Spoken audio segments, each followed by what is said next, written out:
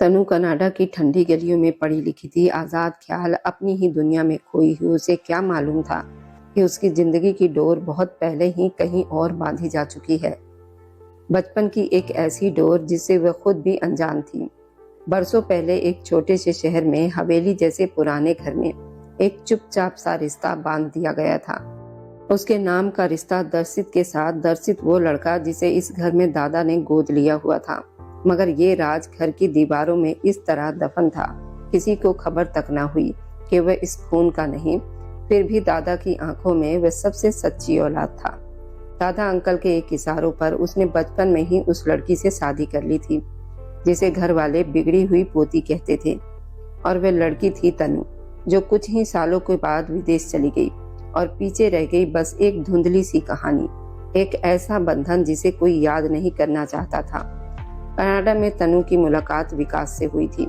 विकास जो धीरे धीरे उसकी दुनिया बन गया था और वह उसके लिए किसी भी हद तक जाने को तैयार भी थी। मगर अचानक कुछ ऐसा हुआ कि दादा अंकल और उसके माता पिता ने बिना वजह बताए उसे वापस हिंदुस्तान भेज दिया, जैसे किसी अनदेखे खतरे से दूर खींच रहे हों।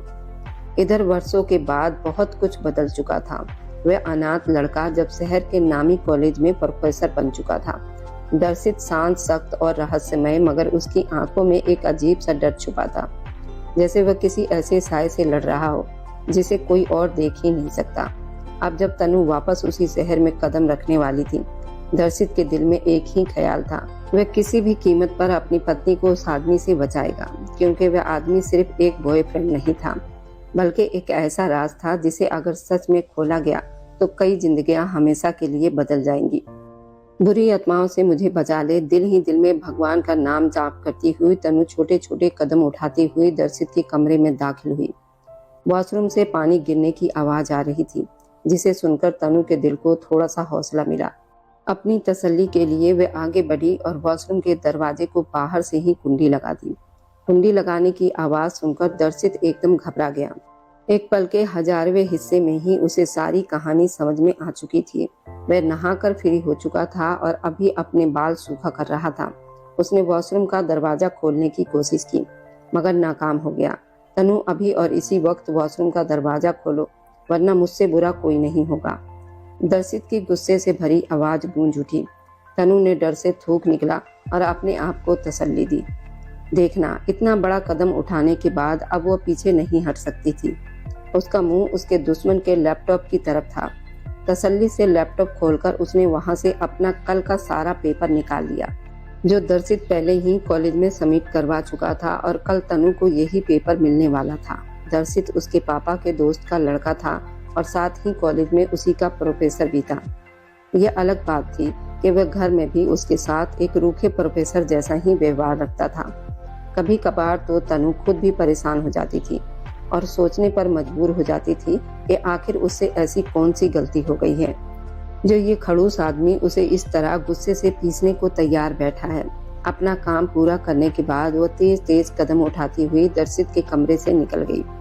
इस बात से वो पूरी तरह अनजान भी थी कि दर्शित के कमरे में कैमरे भी लगे हुए हैं। दूसरी तरफ वॉशरूम का दरवाजा जोर जोर से पीटा जा रहा था, लेकिन कमरे में कोई भी मौजूद नहीं था।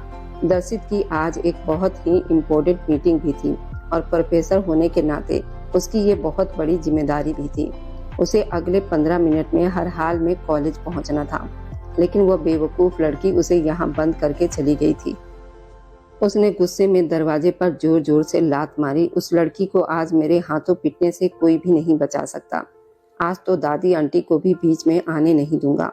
उसने दिल ही दिल में बुदबुदाया, क्योंकि दिन ब दिन तनु की शरारतें बढ़ती ही जा रही थी। वह जितना उसे डांटता, वह लड़की उतना ही उसके सर पर चढ़कर नाचती थी, और अगर वह उसे कुछ कह भी देता तो आंखें टिमटिमाते हुए उसे धमकी देती, मैं दादाजी को जाकर आपकी शिकायत लगा दूंगी। तब वह सब्र का घूंट पीकर रह जाता। आज से पहले उसने कभी किसी के लिए इतना सब्र नहीं किया था। वह बहुत ही गुस्से वाला प्रोफेसर था। उसका दिमाग भी बेहद गर्म रहता था। जरा सी भी बात उसके दिमाग के खिलाफ हो जाती तो वह पूरी हवेली को सिर पर उठा लेता था। लेकिन सिर्फ ये लड़की थी जिसके मामले में वह खुद पर अच्छा खासा कंट्रोल रखता था। करीब 2 घंटे के बाद नौकरानी उसके कमरे में आई। जैसे ही वह दर्शित के कमरे में दाखिल हुई, उसे अंदर से किसी के होने का एहसास हुआ। दर्शित मायूस होकर दीवार के साथ टेक लगाकर खड़ा था।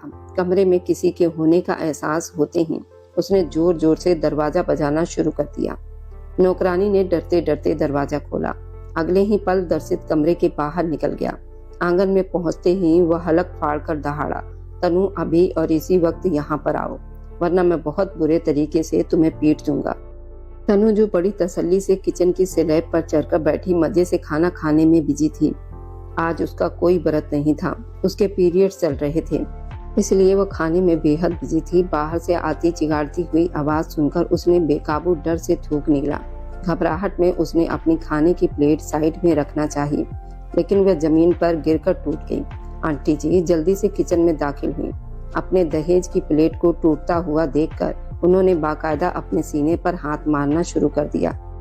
हे भगवान, ये सब देखने से पहले मुझे कुछ हो क्यों नहीं गया? मेरी माँ के दिए हुए दहेज की प्लेट तोड़ दी तुमने। वह चिल्लाती हुई उसकी तरफ बढ़ी। तनु जान गई थी कि अभी आंटी का अगला वार उसके गालों पर ही होने वाला है।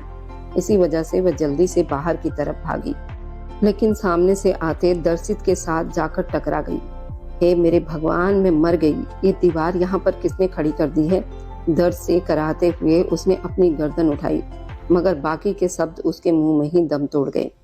सामने ही दर्शित खड़ा था और उसे खा जाने वाली नजरों से घूर रहा था। मेरे कमरे में किस खुशी में आई थी तुम? और मेरे लैपटॉप से क्या निकाला है तुमने? मुझे किस खुशी में तुमने वॉशरूम में बंद कर दिया था? वह एक एक शब्द पर जोर देता हुआ उससे सवाल कर रहा था। भगवान, क्या हो गया है आपको? आपको शर्म नहीं आती? नवरात्रों का महीना चल रहा है और आप मुझ पर झूठे इल्जाम लगा रहे हैं। उसने अपने कानों को हाथ लगाते हुए झूठ बोला। फिर दादा को देखते ही झट से उनके पास जाकर खड़ी हो गई। दादा, आप अपने गोद लिए हुए पोते को समझाइए ना।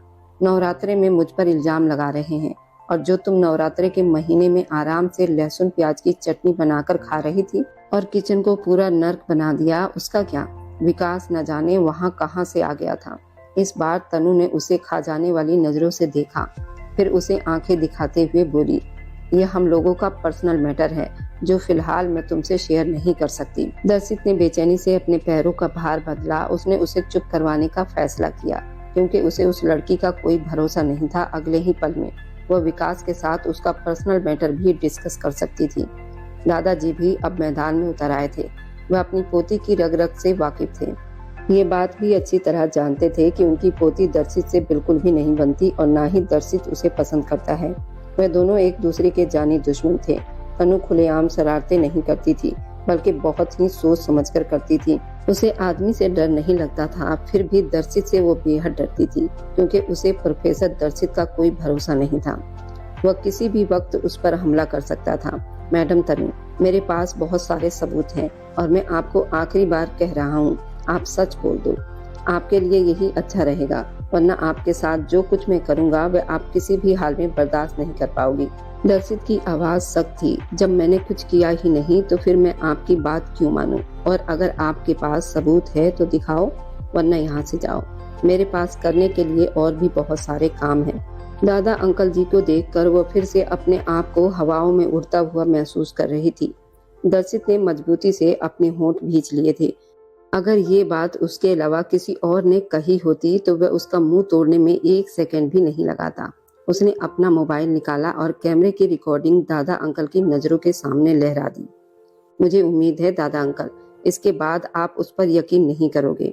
दादा अंकल अभी वो वीडियो देख ही रहे थे कि तनु ने झट से उनके हाथों से मोबाइल छीन लिया और फिर अपने होंठ पर हाथ रखते हुए बड़ी सफाई से एक्टिंग करते हुए बोली, हे भगवान दादाजी देखिए, साफ नजर आ रहा है ये कंप्यूटर से बनाई हुई एआई का कमाल है। इसमें मैं हूँ ही नहीं। दादाजी देखिए, इसमें मेरी उंगलियां टेढ़ी दिखाई दे रही है ना? वह अभी भी मानने को तैयार नहीं थी। दर्शित का बस नहीं चल रहा था, वह तो उसे जिंदा ही निकल जाए, जो उसके सब्र का इम्तहान बनती जा रही थी। दादा ने आंखों ही आंखों में दर्शित को तसल्ली देने की कोशिश की, क्योंकि वे नहीं चाहते थे उनका गोद लिया हुआ पोता उन पर गुस्सा करे। चलो मेरे साथ, वह एक एक शब्द को चबाते हुए बोला। दादा अंकल जी, तनु डर से मिनमिनाई। दादा ने दर्शित को रोकना चाहा, लेकिन वह कुछ भी सुने बिना तनु का बाजू पकड़कर उसे अपने साथ घसीटते हुए हवेली के अंदर वाले हिस्से से बाहर निकल गया। दादा जल्दी जल्दी निखिल वर्मा के कमरे की तरफ भागे। जो कि दरवाजा अंदर से लॉक लगाकर फुल एसी चलाकर खर्राटे लेते हुए सो रहे थे। उन्हें नींद से उठाना शेर के मुंह में हाथ डालने के बराबर था, इसलिए वो बेचैनी के मारे दरवाजे के बाहर ही घूमते रह गए। दूसरी तरफ दर्शित दिल ही दिल में उसकी सजा के बारे में सोचता हुआ उसे अपने साथ घसीटते हुए ले जा रहा था। अचानक ही एक नौकरानी भागती हुई उसके पास आई और कांपते हुए शब्दों में बोली, साहब जी, आपको एक जरूरी बात बतानी थी। वह काफी डरी हुई मालूम पड़ रही थी। दर्शित को कुछ गलत होने का एहसास हुआ। जल्दी से बोलो, मेरे पास ज्यादा टाइम नहीं है। नौकरानी ने एक नजर उसके बराबर में खड़ी तनु पर डाली और फिर अपनी निगाहें झुका ली। दर्शित को अंदाजा हो गया था कि ये बात तनु के बारे में ही होगी। कल ही उसने तनु को गाड़ी सीखने की परमिशन दी थी। कल रात वह जोर जोर से घर वालों को अपनी किस्मत को कोस रही थी। उसने उसकी उस बकवास को पूरी तरह नजरअंदाज कर दिया था, लेकिन असलियत ये थी कि उसकी वजह से वो पुराना नौकर जो उसे गाड़ी सिखा रहा था नौकरी छोड़कर भाग गया था। घर में काम करने वाले लोगों ने तनु को मना भी किया था, ये नई गाड़ी है, तुम किसी पुरानी गाड़ी से गाड़ी सीखो, नहीं तो इस गाड़ी का बुरा हाल हो सकता है। लेकिन तनु थी, किसी की बात मानने वाली नहीं थी और जैसे ही वह गाड़ी को निकालकर बाहर ले गई और चलाने के लिए उसमें बैठी, उसने गाड़ी को एकदम तेज स्पीड में डाल दिया था। बिना किसी की बात सुने गाड़ी सीधे एक पेड़ से टकराई और गाड़ी का पूरा कचूमर निकल गया। शुक्र था कि नौकर ने अपनी जान पर खेलकर तनु की जान बचा ली थी, लेकिन वह डर के मारे नौकर छोड़कर भाग गया था। तनु को भी चोट लग गई थी और घर वालों से डरता था, इसलिए वहां काम करने वाले लोगों को सख्ती से मना कर दिया गया था कि इस बारे में दर्शित जैसे जल्लाद को कुछ भी न बताया जाए। लेकिन एक नौकरानी ने उसे सारी हकीकत बता दी, वह भी बिल्कुल गलत वक्त पर। तनु को समझ नहीं आ रहा था वह कहाँ जाकर छुप जाए। उसने अपने हाथों पर दर्शित की पकड़ और मजबूत होती हुई महसूस की तो वह डर से थूक निकल कर रह गई। उसका दिल भी कर रहा था कि वह उस ड्राइवर की तरह यहाँ से दूर भाग जाए, लेकिन समस्या ये थी कि उसके पीछे एक जख्मी शेर पड़ा हुआ था। दर्शित ने नौकरानी को वहां से जाने का इशारा किया और तनु की आंखों में झांकते हुए खा जाने वाले लहजे में बोला, मैंने तुम्हें दिल देकर देख लिया, तुम इस काबिल हो ही नहीं कि तुम्हारे साथ नरमी से पेश आया जाए। वह उसे लेकर अपने घर के बने घोड़ों के इस्तबल में आ गया, जहाँ पर कुछ लोग काम कर रहे थे। उसने उन लोगों को काम छोड़कर जाने के लिए कहा और फिर तनु की तरफ ध्यान देते हुए बोला, इस पूरे इस्तबल को शीशे की तरह चमका दो। तनु को लगा जैसे उसके कानों ने कुछ गलत सुन लिया हो। उसने तो कभी अपने कमरे की चादर की सिलवटें तक नहीं ठीक की थी। कमरे में झाड़ू लगाना तो दूर की बात थी और अभी ये इंसान उससे इतने बड़े घोड़े का इस्तेमाल साफ करवाने की बात कर रहा था। आप मेरे साथ मजाक कर रहे हैं ना? वह कांपते हुए शब्दों में बोली, क्या तुम्हें लगता है तनु कि मैं इस तरह की सीरियस सिचुएशन में तुम्हारे साथ मजाक करूंगा? वह 2 कदम उसकी तरफ बढ़ता हुआ बोला। तनु बेकाबू डर से पीछे की तरफ खिसकी, लेकिन पीछे दीवार होने की वजह से उसी से टकराकर खड़ी हो गई। फिर अपने सूखे होठों पर जीभ फेरते हुए बोली, मिस्टर दर्शित, आपको पता नहीं है क्या, मैंने व्रत रखा हुआ है और नवरात्रे भी चल रहे हैं, इसलिए मैं इन गंदी चीजों को हाथ नहीं लगा सकती। मिस तनु, आपने खुद ही मुझे बताया था कि आपके पीरियड्स आ रहे हैं, इसकी वजह से आपने व्रत नहीं रखा, तो ये बहाना तो काम नहीं करने वाला। अगर इसके अलावा आपके पास कोई और बहाना है तो आप वो बनाकर देख लो, हो सकता है आप कामयाब हो जाओ। अब की बार तनु ने गौर से दर्शित के चेहरे को देखा और हिम्मत करते हुए नरम शब्दों में बोली, मिस्टर दर्शित, मेरे पीरियड्स के दर्द हो रहे हैं, मेरे लिए ये सब कुछ करना बहुत मुश्किल है, अभी भी पेट में बहुत जोर से दर्द हो रहा है। दर्शित का चेहरा झटके से लाल पड़ गया था।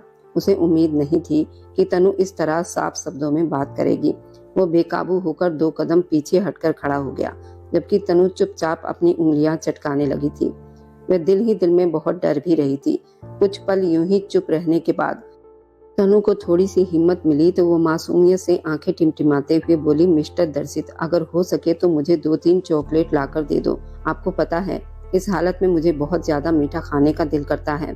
अगर चॉकलेट मिल जाए तो मेरा मूड थोड़ा सा अच्छा भी हो जाएगा।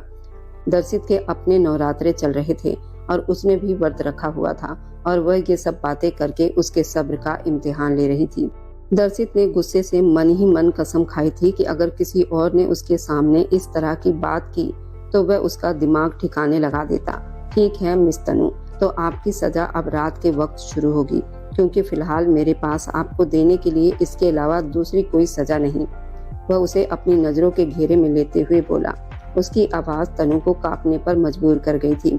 और जो पेपर आपने मेरे लैपटॉप से कॉपी की है, बदकिस्मती से कल वो पेपर एग्जाम में नहीं आएगा।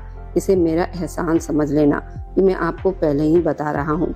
जितने भी सवाल आपने उस पेपर में देखे हैं, उसमें से कोई भी एग्जाम में आपको देखने को नहीं मिलेगा। ये कहकर वह लंबे लंबे डेग भरता हुआ वहां से चला गया, जबकि तनु दिल ही दिल में उसे ढेरों गालियां देने लगी थी। तनु उसके चाचा अंकल की बेटी थी और वे 21 सालों से कनाडा में नौकरी करते थे। लेकिन अब उसके पिता को फिक्र होने लगी थी। उन्हें कनाडा के माहौल में अपनी बेटी को रखना अच्छा नहीं लग रहा था। इसी वजह से उन्होंने तनु को वापस हिंदुस्तान भेज दिया था। अभिषेक साहब और माया देवी के साथ वे खुद भी 1 साल बाद हिंदुस्तान आने का इरादा रखते थे, क्योंकि वहां उन्हें अपने बिजनेस के हवाले से कुछ चीजें फाइनल करनी थी। इसलिए उन्हें आने में देर हो रही थी। उन्होंने तनु की जिम्मेदारी उसके दादा के सर पर डाल दी थी।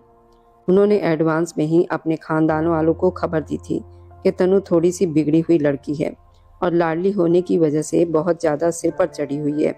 वह किसी की बात जल्दी सुनती नहीं। उस वक्त परिवार वालों ने इस बात को ज्यादा सीरियसली नहीं लिया था, लेकिन अब तनु की हरकतों से पूरी तरह सभी परेशान हो चुके थे। दादा भी हर दिन पूजा पाठ के बाद अपने छोटे बेटे की हिंदुस्तान वापसी की प्रार्थनाएं करते थे, ताकि तनु की शरारतों में थोड़ी सी कमी हो जाए। दूसरी तरफ तनु जब हवेली पहुंची तो उसकी हालत काफी खराब हो चुकी थी। उसने थोड़ी देर पहले पेट दर्द का बहाना बनाया था, लेकिन अब उसे सच में पेट में दर्द की लहरें उठती हुई महसूस हो रही थी। ये दर्द इतने बुरे होते थे, कई बार उसके लिए सांस लेना भी मुश्किल हो जाता था। वह सुबह से अपने कमरे से नहीं निकली थी, बल्कि अपने कमरे में ही लेटी हुई थी। दर्द के मारे उसकी हालत खराब हो रही थी। उसे अब मोबाइल उठाने की भी हिम्मत नहीं हो रही थी, और न ही इस बीच किसी ने उसके कमरे का चक्कर लगाया था। सब हवेली वाले तसल्ली में थे, क्योंकि तनु अपने कमरे में बंद थी। दूसरी तरफ दर्शित का ध्यान बार बार भटककर तनु की तरफ जा रहा था। एक तो उन दोनों के बीच रिश्ता भी बहुत गहरा था, जिसकी वजह से वह खुद को उस लड़की के करीब जाने से बड़ी मुश्किल से रोक पाता था। रात के 12 बजे वो मजबूत कदमों के साथ तनु के कमरे की तरफ बढ़ने लगा, लेकिन जैसे ही उसने कमरे का दरवाजा खोला, उसे तनु की कराहने की आवाज सुनाई दी। वह दर्द से बेहाल बेड पर पड़ी हुई थी। दर्शित को कुछ गलत होने का एहसास हुआ। उसने जैसे ही कमरे की लाइट ऑन की, सामने का मंजर देखकर उसके दिल की धड़कन एक पल को थम सी गई। तनु उस वक्त अपने नाइट सूट में उल्टी पुल्टी पड़ी हुई थी। उसका सूट भी इधर उधर बिखरा हुआ था। नाइट सूट की डोरियां भी खुली हुई थी, जिसकी वजह से उसके जिस्म के हिस्से बाहर की तरफ उभर आए थे। उसका चेहरा दर्द के मारे लाल पड़ चुका था, जबकि उसके बाल बुरी तरह बिखरे हुए थे। दर्शित को देखकर तनु ने उठने की कोशिश की, लेकिन ज्यादा दर्द की वजह से वह दोबारा बेड पर ही गिर गई। दर्शित ने आगे बढ़कर उसे संभाल लिया। जैसे ही उसने तनु के कंधे पर हाथ रखा, तनु ने बेचैनी से उसके हाथों को झटक दिया और शिकायती अंदाज में उसके चेहरे की तरफ देखते हुए बोली, आप इस वक्त यहाँ पर क्या कर रहे हैं? यहाँ से जाओ। तुम मुझे ये बताओ कि तुम्हें क्या हुआ है। उसकी बात को पूरी तरह नजरअंदाज करते हुए दर्शित बोला, कुछ भी तो नहीं हुआ, मैं बिल्कुल ठीक हूँ, आप यहाँ से जाइए। वह अपने शब्दों पर जोर देते हुए बोली। उसने दूसरी बार डर से दर्शित का बाजू झटका तो वह गुस्से से उसकी आंखों में झांकते हुए बोला, अब अगर तुमने मेरा हाथ झटका तो मैं तुम्हें जिंदा ही निगल जाऊंगा। आप मेरे कमरे में नहीं आ सकते। तनु ने अपने शब्दों पर जोर डालते हुए कहा, बहुत जल्द तुम्हारी ये गलतफहमी भी दूर कर देता हूँ। पहले मुझे बताओ कि समस्या क्या है। मेरे पेट में बहुत तेज दर्द हो रहा है, मुझे लग रहा है कि मैं मर जाऊंगी। ये कहकर तनु उल्टी होकर लेट गई। दर्शित के माथे पर बल पड़ गए थे। पहले कभी उसे इस तरह की सिचुएशन का सामना नहीं करना पड़ा था, और ना ही वह लड़कियों की इन समस्याओं के बारे में ज्यादा कुछ जानता था। मुझे बताओ कि मैं तुम्हारे लिए क्या कर सकता हूँ। दर्शित ने थोड़ी झिझक के साथ पूछा, आप प्लीज मेरे लिए थोड़ा सा गर्म पानी की एक बोतल डाल कर ले आओ। तनु ने दर्द से कराते हुए कहा, तुम गर्म पानी का क्या करोगी? उसने तनु से सवाल किया तो वह उसे अजीब से अंदाज में देखने लगी। ठीक है, मैं लाता हूँ, वह बोला, और प्लीज किसी और को बुला कर ले आओ। बल्कि आप ऐसा करो, आप लावण्या को यहाँ बुला कर ले आओ। तनु ने धीमे से कहा, सब लोग सोने के लिए लेट चुके हैं, मुझे उनको जगाना अच्छा नहीं लगेगा, और वैसे भी मैं हूँ, तुम्हें किसी भी चीज की फिक्र करने की जरूरत नहीं है। ये कहकर वह तेजी से कमरे से बाहर निकल गया, जबकि तनु एक बार फिर से बेड पर करवटें बदलने लगी थी। थोड़ी ही देर के बाद जब वो कमरे में वापस दाखिल हुआ तनु अपने नाइट सूट की डोरियों को अच्छी तरह से बांध चुकी थी और अपने गले को भी ढक चुकी थी। दर्शित वैसे उसे पूरी तरह खुले हुए हाल में देख चुका था, इसलिए अब वो खुद भी बहुत अजीब सा महसूस कर रही थी। अपने कपड़ों को बार बार ठीक कर रही थी। दर्शित अपने एक मेल दोस्त को कॉल करके डायरेक्टली उसकी समस्या के बारे में पूछ चुका था, इसलिए वह अपने साथ पेन किलर भी लेकर आया था। उसके दोस्त ने उसे कहा था कि गर्म पानी की बोतल पेट पर रखकर सिकाई करवा दे। उसने आगे बढ़कर तनु की कमीज को पकड़ना चाहा तो वह तड़प उठी। क्या कर रहे हैं आप? पागल तो नहीं हो गए हो? तनु घबराकर बोली, मैं तुम्हारा पति हूँ और मैं ये पूरा अधिकार भी रखता हूँ। वह उसके कानों के पास झुककर बड़े प्यारे अंदाज में बोला। उसकी आवाज जैसे तनु की आत्मा तक उतर गई थी। तनु को अब जोर से कुछ गलत होने का एहसास हुआ। उसने बेकाबू होकर नामे सिर हिला दिया। मेरा इरादा आज तुम्हारा दिमाग ठीक करने का था, लेकिन तुम्हारी हालत पहले से ही खराब है। एक बार तुम ठीक हो जाओ, फिर उसके बाद तुमसे सारे हिसाब किताब चुकता करूंगा। वो बड़ी तसल्ली से उसके पेट के किनारे पर गर्म पानी की बोतल रखकर कह रहा था। थोड़ी ही देर में तनु की हालत कुछ संभलने लगी थी। वह धीरे से उठकर बैठ गई। दुपट्टा एक बार फिर से उसके कंधे से फिसलकर नीचे गिर चुका था और उसकी गोद में आकर ठहर गया था। उसने जो कपड़े पहने हुए थे उनका गला काफी डीप था और उसकी नाजुक धड़कनें बाहर को झलक रही थी। दर्शित ने अपने होंठ भींच लिए थे। वह फिलहाल कोई भी छेड़छाड़ करके उस लड़की को और ज्यादा डिस्टर्ब नहीं करना चाहता था। इसी वजह से उसने तनु को लेटे रहने का इशारा किया और खुद उसके सिरहाने बैठ गया। थोड़ी ही देर में तनु नींद की गहराइयों में चली गई थी। पेन किलर ने असर करना शुरू कर दिया था। सुबह उसकी आंख किसी के हिलाने पर खुली। आशा उसकी बाजू पकड़कर जोर जोर से हिला रही थी। उठ भी जाओ, क्या घोड़े गधे बेचकर सो रही हो? आज बायोलॉजी का पेपर है। अगर हम टाइम पर नहीं पहुंचे तो हमारे प्रोफेसर साहब हमें पेपर में बैठने की परमिशन नहीं देंगे। ये सुनकर तनु और ज्यादा घबरा गई थी, क्योंकि कल रात उसने पेपर की बिल्कुल भी तैयारी नहीं की थी। उसे तो सिलेबस के बारे में भी ठीक से पता नहीं था और अगर अभी वह इस कोर्स में फेल हो जाए तो अगले सेमेस्टर में भी उसे यही कोर्स दोबारा पढ़ना पड़ता। ये सोचकर ही उसे ठंडे पसीने आने लगे थे। दूसरी तरफ रात में होने वाले किस्से भी उसके दिमाग में घूम रहे थे। उसे लग रहा था कि शायद उसने रात के वक्त कोई डरावना सपना देखा था। ये सच नहीं हो सकता। भला वो आदमी ये सब कुछ कैसे कर सकता है? वो उसे ऐसी बातें कैसे कर सकता है? यही सोचकर तनु का दिमाग फटा जा रहा था। तैयार होने के बाद वो नीचे आई तो उसकी आंखें इधर उधर दर्शित को ही ढूंढ रही थी, जो कहीं भी मौजूद नहीं था। उसके दिल को थोड़ी सी तसल्ली हुई और वे आराम से नाश्ता करने लगी। उसी वक्त किसी ने उसके सामने वाली कुर्सी खिसकाई। तनु ने जब निगाहें उठाई तो वह उसी के सामने बैठा अपने लिए गिलास में जूस निकाल रहा था। उसने एक नजर तनु को देखा। तनु फिर से निगाहें झुकाकर अपने नाश्ते की तरफ ध्यान देने लगी। आज दर्शित की नजरें उसे बहुत डिस्टर्ब कर रही थी। उसका इरादा दादा अंकल से दर्शित और अपनी शादी के बारे में पूछने का था, लेकिन उसे मौका ही नहीं मिल सका। जब वो कॉलेज पहुंची तो सबसे पहले उसकी मुलाकात विकास से हुई, जो आज भी वहां बेचैनी से टहल रहा था। विकास को देखते ही उसने एक ठंडी सी सांस ली। वो विकास से मोहब्बत करती थी और विकास भी उसे बेहद चाहता था। वे दोनों कनाडा में एक साथ ही कॉलेज में पढ़ते थे। बाद में जब हिंदुस्तान आई तो विकास भी उसके पीछे ही हिंदुस्तान आ गया था। तनु को देखते ही वह उसकी तरफ बढ़ा और बेचैनी से बोला, यार क्या करती हो तुम? कल से तुम्हें कॉल मिला रहा हूँ, लेकिन तुमने मेरी एक कॉल भी नहीं उठाई। तुम्हारा नंबर भी बंद जा रहा था। कहाँ बिजी होती हो तुम? तुम्हें मेरी जरा से भी फिक्र नहीं होती। उसने एक ही सांस में ढेर सारी शिकायतें कर डाली थी। मेरी तबीयत थोड़ी सी खराब थी, तनु ने निगाहें चुराते हुए कहा। आज उसके लिए विकास से नजरें मिलाना बड़ा मुश्किल हो गया था।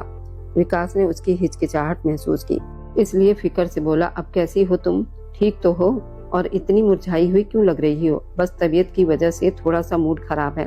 खैर मुझे बताओ कि तुम्हारे पेपर की तैयारी कितनी हुई है? वह जल्दी से असली बात पर आ गया था। मैंने तुम्हें कहा था कि अपने बॉयफ्रेंड के होते हुए तुम्हें किसी भी चीज की टेंशन लेने की जरूरत नहीं है। ये कहकर उसने अपने मोबाइल पर पेपर दिखाए। मैं कॉलेज वालों से ये पेपर निकलवा कर लाया हूँ और मैं तुम्हारे नंबर पर भी सेंड कर चुका था, लेकिन तुम ऑफ थी। चलो आओ, मैं तुम्हें आज के सारे पेपर याद करा देता हूँ। दोनों एक कोने में जाकर खड़े हो गए थे। अब विकास उसे पेपर का कॉन्सेप्ट समझा रहा था और वह बहुत गौर से उसकी बातें सुन रही थी। थोड़ी ही देर में उसकी तैयारी हो चुकी थी। अभी भी पेपर शुरू होने में अभी 15-20 मिनट बाकी थे, लेकिन उसे पता चल गया था कि पेपर में क्या लिखना है। दर्शित जो कि स्टाफ रूम से निकल रहा था, विकास और तनु को एक साथ खड़ा देखकर उसके माथे पर अनगिनत बल पड़ गए थे। वह मजबूत कदम उठाता हुआ उनके पास गया तनु उसे देखकर थोड़ी घबराहट महसूस करने लगी और विकास के पीछे जाकर छुप गई। ये देखकर दर्शित ने गुस्से से अपनी मुट्ठियां भींच ली। वह उसका पति था, उसकी इज्जत का रखवाला था और वह डर कर अपने उस अमीर बॉयफ्रेंड की बाहों में सुकून तलाश कर रही थी। ये ख्याल दर्शित के दिल पर कोड़ों की तरह बरस रहे थे। क्या हो रहा है यहाँ पर? और मिस तनु, आप पेपर हॉल में क्यों नहीं हैं? दर्शित ने सख्ती से पूछा। सर, हम यहाँ पेपर की तैयारी कर रहे हैं। अभी पेपर शुरू होने में थोड़ा टाइम है। जब टाइम होगा तो हम अंदर चले जाएंगे। तनु की बजाय विकास ने दर्शित की आंखों में आंखें डालकर जवाब दिया था। उसकी ये हिम्मत देखकर दर्शित ने अपने होंठ जोर से भींच लिए, हल्की सी मुस्कान दी, फिर बिना कुछ कहे उसके कंधे को थपथपाता हुआ लंबे लंबे डेग भरता हुआ हॉल की तरफ चला गया। तनु और विकास हॉल में 1 मिनट लेट पहुंचे थे। मिस तनु और विकास, आप दोनों बाहर ही रुक जाओ, आप पेपर नहीं दे सकते हैं। ये सुनकर तनु ने बेचैनी से विकास के चेहरे को देखा, जिसने आंखों ही आंखों में उसे तसल्ली देने का इशारा किया। सर, पेपर शुरू हुए अभी सिर्फ 1 मिनट हुआ है, उसने दर्शित को घूरते हुए कहा। मैंने आपको पहले ही कहा था मिस्टर विकास कि आप 1 मिनट भी लेट नहीं हो सकते। आप यहाँ मेरा टाइम खराब मत करो, स्टूडेंट को भी परेशान मत करो। चुपचाप यहाँ से निकल जाओ, क्योंकि आप जितनी मर्जी कोशिश क्यों न कर लो, मैं आपको हॉल में नहीं बैठने दूंगा। घर जाकर दोबारा से इस पेपर की तैयारी करो। अगले सेमेस्टर में मेरे पास पढ़ने के लिए फिर से तैयार हो जाओ। दूसरे के साथ टाइम बिताने का मौका मिल जाता था, लेकिन यहाँ तो तुम्हारे बॉडीगार्ड हमेशा तुम्हारे आसपास मंडराते रहते हैं और फिर तुम्हारा वह फालतू तुम्हारे दादा का गोद लिया हुआ लड़का। कसम से हिम्मत है तुम्हारी जो तुम उसके साथ रहती हो। अगर मेरा ऐसा कोई भी दोस्त या रिश्तेदार होता जो मेरे ही घर में रहता और मैं उसे घर से बेदखल कर देता, खुद ही वह घर छोड़कर चला जाता। विकास का चेहरा एकदम से गुस्से के मारे लाल हो गया था। वह खुद एक बहुत बड़े परिवार से संबंध रखता था। उसके पिता भी पॉलिटिक्स की दुनिया के जाने माने लोग थे। दर्शित अपोजिट पार्टी से जुड़े हुए थे, इसी वजह से उसकी दर्शित से बिल्कुल भी नहीं बनती थी, क्योंकि भैरव बहुत ज्यादा घटिया इंसान था। वह कई गैर कानूनी कामों में मिला हुआ था और एक तरफ से अकेली जिंदगी बिता रहा था। वह मासूम लड़कियों की स्मगलिंग में भी शामिल था और दर्शित को ये सब पहले से ही पता था। विकास उसी का बेटा है, इसी वजह से उसने कई बार तनु को विकास से अलग रहने की भी कहा था।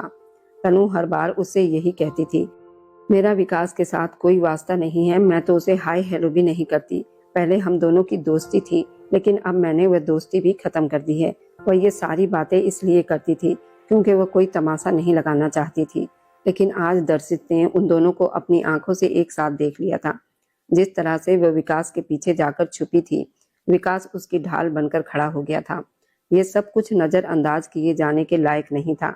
दर्शित कॉलेज से फ्री होकर सीधा एक गांव की मीटिंग में गया हुआ था। उसके बाद उसका हवेली में जाकर तनु से इस बारे में बहुत सारी बातें करने का इरादा रखता था। अब उसके सब्र का बांध टूटने के करीब था। इसके आगे की कहानी बहुत दिलचस्प रहने वाली है। क्या वह अपने बॉयफ्रेंड विकास को छोड़कर प्रोफेसर दर्शित को चुनेगी या फिर उसे रिजेक्ट कर देगी? इसके आगे की कहानी बहुत दिलचस्प रहने वाली है, इसलिए आप इसे मिस ना कीजिए। आखिर दर्शित कौन है? दर्शित की पूरी सच्चाई जानने के लिए आपको इसका अगला भाग जरूर देखना होगा, क्योंकि आगे की कहानी और भी ज्यादा दिलचस्प रहने वाली है। जाते जाते बस दिल से एक छोटी सी गुजारिश है, आप जहां से भी मेरी वीडियो को देख रहे हैं, कमेंट में अपने शहर और राज्य का नाम जरूर लिखिए। आपके कमेंट मेरे लिए किसी अनमोल तोहफे से कम नहीं होते। और जो लोग अपना कीमती समय देकर मेरी कहानियों को देखते हैं, लाइक करते हैं और शेयर करते हैं, उन सब का मैं दिल से धन्यवाद करती हूँ। अगर आज की कहानी ने आपके दिल को छुआ हो तो वीडियो को लाइक करें, अपने दोस्तों तक जरूर पहुँचाएं और हमारे इस छोटे से परिवार का हिस्सा बनने के लिए चैनल को सब्सक्राइब करना ना भूलें, क्योंकि आपका हर सब्सक्राइब मेरे लिए आपका प्यार और भरोसा है। फिर मिलेंगे एक नई भावनाओं से भरी हुई कहानी के साथ। तब तक खुश रहिए, स्वस्थ रहिए, मुस्कुराते रहिए।